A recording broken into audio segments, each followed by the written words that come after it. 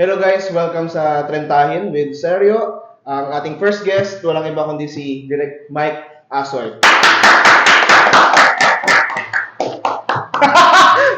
So ang first guest natin sa ating content ay si Mike Asoy kasi bukod sa libre, Yung mga mali. tinulungan niya kami sa camera and tech setup. No? So kung sa mga hindi nakakilala sa iyo, hindi nakakaalam ng ginagawa mo sa buhay, please introduce yourself.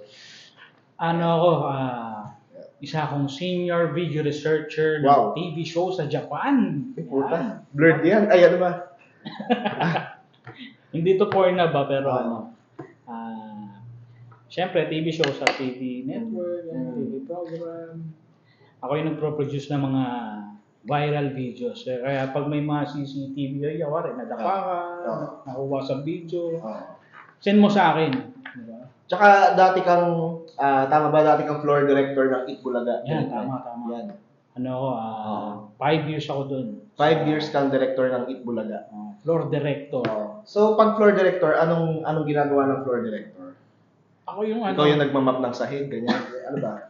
Ako yung mata ng director Ikaw sa floor, Ikaw yung mata. di ba? Kasi yung director nasa ano lang yan eh, nasa Oo. booth lang yan. Eh. Oo.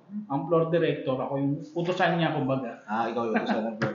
So, anong pagkakaiba ng floor director sa Itbulaga at floor director sa beer house? Kasi may floor director din sa beer house. Floor manager ata. Ay, floor Floor director sa Itbulaga yan. So one for all kasi ako eh, one for all for one. Alam niyo ba yun? Sa mga nanonood, one for all for one, sa mga bata. Meron ba mga Hindi yun? ko alam. Di mo alam. Parang meron pa. Ano, tinanggal ka ba doon or nag-resign ka? Umalis ako. Umalis ka? Tinapos ko lang yung Kanye serie. Oo. Kasi Yun yung ano mo. nagkita na sila ni Alden sa Oo. Yaya Dab. Wala na akong chance pa. Tanga na, bata pa ako noon Talaga? Oo. Di ba, Kurt, nung Yaya Dab, bata ka pa? Ilang taon ka nun? Ilang taon ka nun? 15. No, 15. Tanda ko na pala. Tanda mo na Hindi talaga. kasi pumasok ako dun, 17 lang ako. 17 ka lang. Tanga na, child labor ka lang. Ang Itbulaga. Magkaibigan kami ni Direct Mike for ilang years na, more than 10 years na. No? Grabe. Floor director siya ng Itbulaga. Ngayon, isa ka ring stand-up comedian. No? Racket ko lang to. Racket, ito mismo. Oh, Yung sa pag-guest mo sa akin, racket na yan. racket lang to. Racket lang yan. Pero sabi mo may TF to, di ba? Ay, so, gano'n ka na, katagal na stand-up comedian? Yan. So pa naman tayo nag-start eh. Nauna lang sa akin. Medyo nauna ako kasi mas magaling ako sa'yo eh. Oo nga. Idol na kita nun. Mga na rin, 10 years na rin ako comedian. Pero sa 10 years na yun, -6 lang. Kasi nagpahinga ako. Nagpahinga ako ni Jay. So kaya hindi ka talagang gumaling? Oo. Kasi natigil ka. Tumigil ako. Dumami na yung mas magagaling sa akin. Na-challenge lang ako. Mga tinalo ko to dati. Ngayon, niyayabangan ako. So tinalo. So, can you explain briefly ano yung mga accomplishments mo sa stand-up? Hindi naman sa pagmamayabang. Dito pala.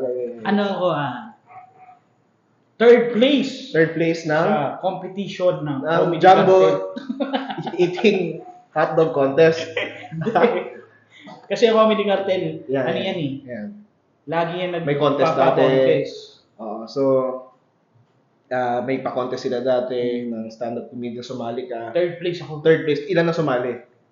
3.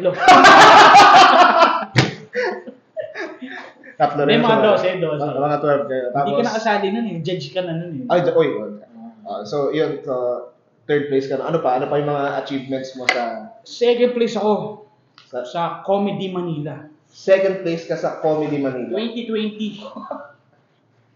Naalala mo yun? Hindi ko sobrang Third place ka nun. sobrang ganda ng achievements ko. Hindi ko maalala eh. First place si Mardy. Oo. Sumalangit naman. So, Mardy, pagaling ka. First, yun? Parang lang siya. After kasi nung kinabukasan, lockdown na eh. Oo. Naalala mo yun? Puta no. So, sisikat ka na sana. Oo. So, di ba, nanalo ka sa contest? Si Kalyeha pa yung ano. Yun si Aris Kalyeha. Sisikat ka na sana. No? Ayan na. Boom na. Ayan na. Yung career mo, paputok na. Paputok na eh. Puta, nag-lockdown. Patay. Nag-show pa kami ni Tigil ah. nag-show pa kami ni Alex Calleja sa Malate. So Yun yung ngayon, doon, premyo doon eh. Oo. Makakasama ka ni Alex Calleja sa show niya. Parang win a date? Parang Nandun ka din doon. Kasama natin si Oo. Alex, Ryan Rems. Oo, yung parang days before lockdown. Oo, bomba ako nun, di ba? Bomba ka nun. Hindi ba't palagi? So, may tanong ako sa'yo, no, Mike. Dahil mabait kang tao. Tatanungin kita kasi ito sa Trentahin, gusto namin i-promote yung values, good values, good manners, and right conduct. Mahirapan ako dyan ah. So, Sige. first question ko sa'yo. Pag nakakita ka ng dalawang aso na nagsisex, anong iniisip mo, anong ginagawa mo? Sana all. Sana all, no? Oo. Kasi 'di ba? Isipin mo minsan yung mga aso na yun may galis, 'di ba? Tangin payat, kita na yung rib cage, hindi na kumakain ng tama. Hindi sila bumabase sa physical. No, tapos pak, 'di ba? Sila meron eh. Diba? Sana may ganun sa akin, no? May makita lang ako sa kalye, no? 'Di ba? Tsaka pag lamok, 'di ba pag may lamok na magkadikit, puta pinapatay ko kagad 'yan eh. Titigil ko yung nila eh, happiness nila eh. Ayaw mo makita naman. Ayoko nang ganun eh. Oo. Ikaw, anong ginagawa mo sa aso? Ayun na, sana all. Hindi ko pinapakailaman. Hindi ko pinapakalaman. Napapasana all na lang talaga ako. Papasana all. Ba't wala ka bang wala kang girlfriend, wala kang wife? Kailan mo ba ipapost to? Kasi depende After yan. 2 weeks. Kasi guys, si Direk, nung nakilala ko siya nung araw pa, meron siyang girlfriend, nag-propose siya sa mismong show. As in, sa stage, libo-libong tao. Sa school, sa Arellano ba yun? Trinity College Asia. Concert ng parokya. Concert ng parokya ni Edgar, nag-perform kami. Nag-propose siya sa babae para hindi mapahiya si Mike. Nag-oo yung babae. Tapos backstage, binalik yung singsing. Hindi pa nga sumasagot, sinuot ko na. Okay. So yun ang gagawin mo, mapapasama ka.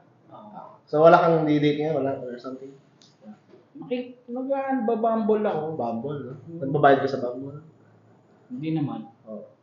May mga nakadate ako kaso puro scammer. Scammer. Dinidiretso ko sa Condo, sa office nila. Oo. Bibentahan ka ng mga wala. Open-minded ka ba? Oo, okay na. Magkakakilala eh. Oo. Ako, mga kasama ko dito sa company, mga networking, so mataas ang ko sa kanila. Mataas ang bilib ko sa kanila. Pero iba kasi yun sa inyo eh. No? Oo. Yung kasi gamot ata. Gamot. Okay. Ano ka na lang? Bili ka na lang. Next question na pang GMRC. Direct Mike. Yan. Eto. Pag may lola na nakahulog ng wallet, tatawagin mo ba siya ng tahimik? Like, lola, yung wallet mo nahulog. Or tatawagin mo siya ng malakas para marinig ng ibang tao na, lola, yung wallet mo naiwan, ibabalik ko sa'yo. Ito, ang bait-bait ko. Ganun ba gagawin mo para, ka ba? Para yung attention? Parang lang din yan. Nakakita ko ng aso na kasi. Oo, ano sabihin? Wala akong pakialam. Wala kang pakialam. Hayaan ko lang. Oo. Hindi, ibabalik mo yung wallet eh. So, regardless, ibabalik mo talaga siya. Pero ano ba gagawin mo yung tahimik? O ibabalik mo siya ng, loud ka? Ang hirap ng tanong na yan. Kilala mo naman ako eh. Oo. Malumanay ako eh. So, haharasin mo si Lola. Pre! Kasi kilala kita eh. Walang pinipiling edad na.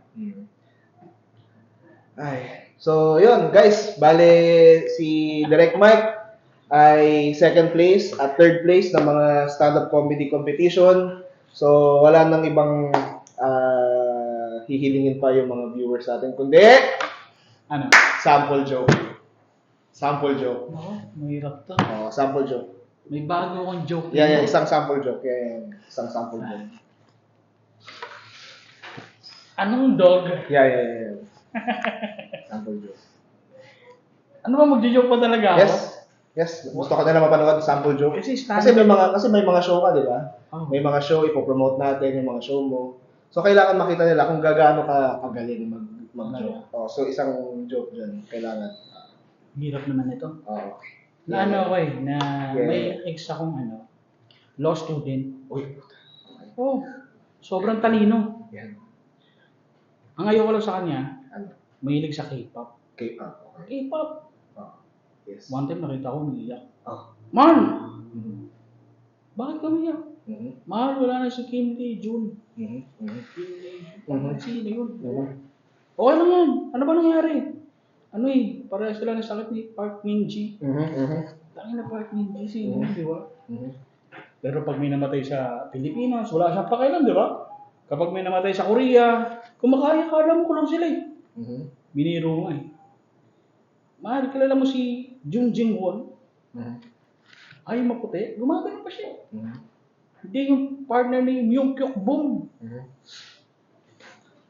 Sa Lovers of Paris. Mhm. Talagang siya, sumasagot pa talaga. Mhm. Pero nung naghiwalay kami, papunta na sa hiwalayan talaga eh. Mhm. Mhm. Nag-away kami. Mhm. Papunta na sa hiwalayan. Yan. Sabi niya sa akin, Yan. alam mo Mike, Yan. hindi na kita maintindihan eh. Patay. Hindi mo ma-explain kung saan ka galing, Yan na. kung saan ka natulog. Mhm. Maghiwalay na tayo. Oh no. Ano sinabi mo? Tapos sabi ko sa sarili ko, Oo. paano kaya ito? Oo. Paano kaya niya ako maintindihan? Mhm. Kaya sabi ko lang sa kanya, Ano? mahal! Hanggasimgre! Hanggasimnida! Hanggra sa'yo! Tapos sabi niya, talaga, promise? Ito na naintindihan.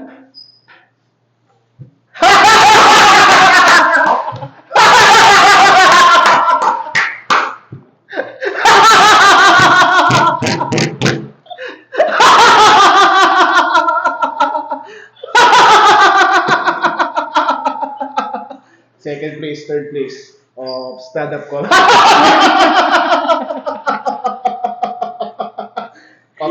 competition. Naisip ko lang yan Galing. Di ba? Yun, kaya pala talagang no? Ano? Talagang kaya ka binubuk sa mga show, kaya ka talagang Dami yung kaya talagang pinipilahan yung mga shows mo, ticket, no, sold out lagi, no? Kasi ganun eh. Ano naman nag-show tayo sa Christmas party ng Move It Oo. sa MOA. Oo, yun ba yun? Bomba rin tayo. Ikaw lang. Madami yung Christmas party natin. Oo. Madami yung uwa sa akin eh. Oo. So may mga umuulit ba? Wala na. Ganun kasi yung joke mo eh. So, dahil ang title ng content is Trend Tayo. Ako mag-30 na ako. So, gusto ko sana humingi ng advice sa'yo bilang ikaw ay ilang taon ka namang 30? Matagal ka ng 30 rin, di ba? 7 years ago. 7 years ago. So, 37. So, kumbaga 7 years ka nang na-experience, di ba? Mm. Pagiging 30. So, ano bang masasuggest mo or advice mo sa kanila, sa akin, on how to be 30? Pagka 30 ka na, Yan. ano na yan eh, malapit-lapit ka na eh. Saan ka malapit? Sa Mga sakit. yan. Katulad ko, sa Sa bato. Yun, muntik ka nang mamatay ka na sana, di ba? Konti na lang eh. Konti na lang. Oo. Kasi nakita kita parang nangihina ka na, no? Parang Mamayat na ako nun. nangayayat ka, di ba? Nag-ano na ako nun eh. In-unfriend na kita nun eh. Kasi pag may namamatay, in-unfriend ko eh. Wala na eh. Wala na mag-post dun eh. Hindi na magla-like to eh. Basta pag ganun, Oo. 30 ka na, mag-ipon ka na. Yan na. Kasi pang hospital yan eh. That may health insurance, yan. Oo. Health card. Pero, dapat talaga, meron kang work na maraming tutulong sa'yo. Boss mo, ganyan. Kasi yung boss ko yung gumastos talaga sa hospital. Yung boss mo Japanese. Amerikano. Amerikano. Client lang namin yung Japan. So ano yan, no? Hindi yan blurred. Kita Kita siya. Talagang pumunta siya sa hospital, binayaran niya. Oh. So, ang ano lang dito, dapat ka eh. okay na yung work mo. Okay na yung work mo. Okay, sulat ko. Okay na yung work mo. May gagastos talaga sa'yo. Kasi yung family mo, huwag mong ano yan. Huwag mong asahan yan. Okay. Huwag asahan ng family. Hindi, totoo ba yun? Oo, huwag asahan ng family. Oo. Oo, kasi, siyempre, ano yun, pahirap ka lang sa kanila eh. Oo. May problema sila, tapos dadagdagan mo ba? Yeah. Kaya dapat, meron kang work, may ipon ka, Yeah. may ini-invest ka. Diba ako? May invest ako eh. Oo. Sabi nila, kapag pre-selling condominium, Kunin mo agad. mura pa yung mga ano dyan, unit dyan eh. So, kumuha ng condo habang pre-selling. So, dumaan ako sa ginagawang condominium. Nakita mo, ginagawa. Sabi ko sa Nabagsakan guard, ka ng debris. Hindi. Ay, puta, okay to ah. Ganun. Hindi, sabi ko sa guard, kuya, mag-inquire lang. Yan. Sabi ng guard, Sabi ng girl. ay sorry sir, kompleto na construction worker dito.